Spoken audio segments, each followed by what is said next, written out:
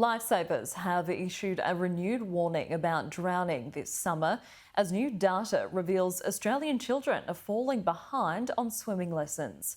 For more on this, I'm joined now by Royal Lifesaving CEO Justin Scarr. Justin, thanks so much for your time this afternoon. Tell me, just how bad has this summer been for drownings across Australia? Royal Lifesaving is reporting 30 drowning deaths since the 1st of December. It's an absolutely tragic summer. So many Australians have been out and about enjoying themselves on our wonderful waterways, our beaches, our rivers, our lakes, but tragically 30 people and many, many more rescues is a terrible thing. And talk us through the impact that the pandemic has had with so many children missing out on swimming lessons over the last 3 years. Yeah, one of the real tragic things we're seeing is 30% of drowning deaths until today are in fact children under the age of 17, and many of those rescues are involving children. So we believe the pandemic caused around 10 million lessons to be missed. Swim schools were closed, pools were closed. Many children missed out on learning to swim, which is really a rite of passage in Australia. But prior to the pandemic, Royal Lifesaving estimated that 40% of kids left primary school not being able to swim a lap of the pool. And we believe, unfortunately, now it's much, much higher. And so we're hearing reports of, children just simply not swimming as well as they used to. And we believe that if we don't address this in coming years, we're going to see many more tragic summers to come. So do you think that this is likely to have a generational impact? Yeah, absolutely generational impact, and we're really concerned about those children between the ages of 7 and 12. Now during the pandemic, they would have been 5 and 6, and they're critical years for learn to swim. We do know from our research that the children generally drop out of lessons now around the age of 7, and so those children, in fact, they may never return to learn to swim. Some of the old safety nets in school programs and vacation programs are not necessarily doing what they used to do. And so it's really important that we build a strategy. It's a national problem. It's a problem in every state and territory. And we need to come together and figure out how to ensure that we increase swimming and water safety ability of children before they leave primary school. Well, that leads me to my next question. How do we remedy this situation and make up for all of those lost years? Yeah, so the issue is really important that we focus on the most vulnerable in our community. We know that regional children particularly miss out.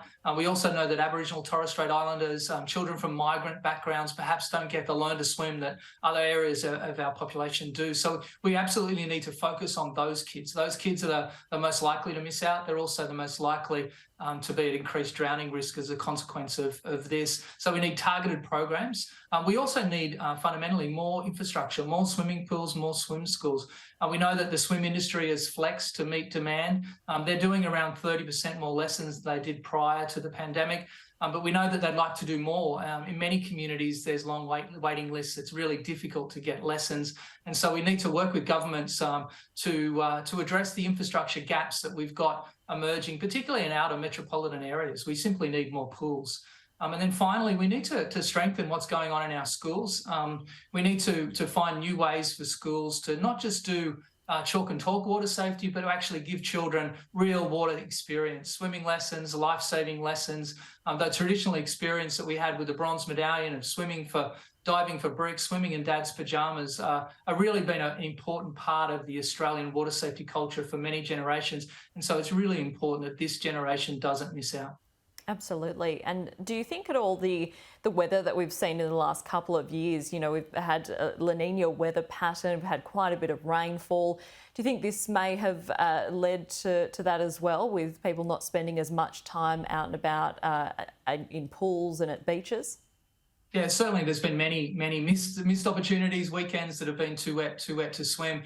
Certainly between the Christmas and New Year period, we saw some fantastic weather in many states and territories, and we did see people flock in massive numbers to waterways of all shapes and sizes, rivers, lakes and swimming pools and beaches. So it is a truth that when the weather is great, more people are more likely to swim, and therefore there's more increased drowning risk.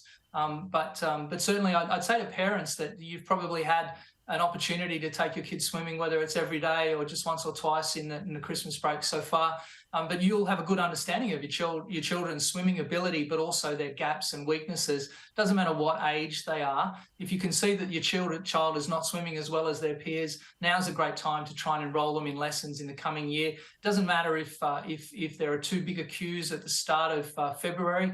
Whole out swimming, learn to swim is a year-round activity, and it's really important that you prepare your children for not just drowning and drowning prevention, but you also introduce them to the wonderful activities that they can do once they can swim. You know, boating, sailing, fishing, all of those things are enabled by happy, healthy kids being able to swim.